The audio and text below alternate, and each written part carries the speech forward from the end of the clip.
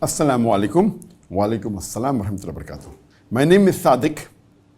I am a student from Kolkata, India.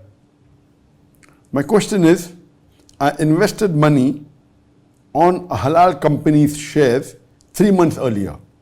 But recently I checked that the company has become haram because interest-bearing debt to total assets has exceeded to 43.75%, due to which the stock has become haram, but previously the stock was halal.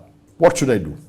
The question posed by Brother Sadiq that he invested in halal shares, and maybe he has knowledge about how to invest in stock which are Sharia compliant.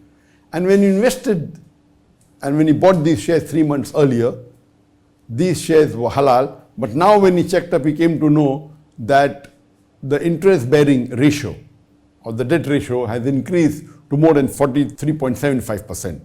So now it's become haram. What should he do? First, if you have heard my answers on how do you come to know whether the stocks you're purchasing of a particular company is Sharia compliant or not, and there are 5 categories. The first is that the core activity should be halal, and then you should see to it that they're not involved in any interest-bearing activity as a company which is giving loan on interest, etc. Then the cash and the debt ratio should be less, and any haram activity should be less than 5%. These were discussed in detail. So the brother may have checked and he realized after 3 months that debt ratio has increased to more than 43%, and that makes the share haram. What should he do? He should immediately sell the share. Sell the share and invest in a halal share. But while investing, see to it that there are 2 types of Sharia compliant. One is that the company itself has a Sharia board, and it is Sharia compliant by nature. By nature means it has a board. So investing in Sharia compliant shares which has a Sharia board is the best. And Malaysia, where I live, there are many Sharia compliant shares, and it is there in the stock itself. It mentioned Sharia compliant, halal, okay, not Sharia compliant. In India, there are very few which have a Sharia board, etc.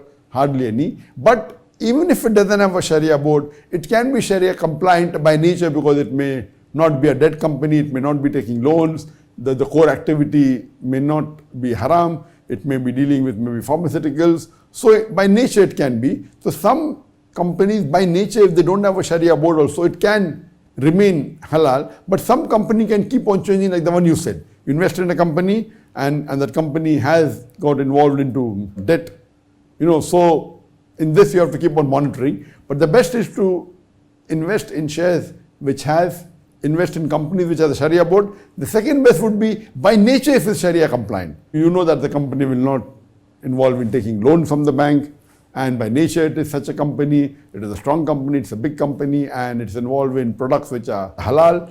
And then the third would be the company which may keep on changing. So it is preferable to avoid investing in companies which can change, because you have to keep on monitoring, and then if it's haram, you'll have to sell it. So why let you invest even for a small period, whether it be a month or whether it be a week? So best is to involve in companies which have a Sharia board, as I mentioned. Second best is by nature if it's Sharia compliant. But now the solution for you is that see to it to sell it immediately.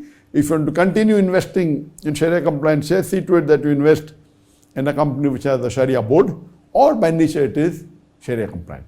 Hope that answers the question.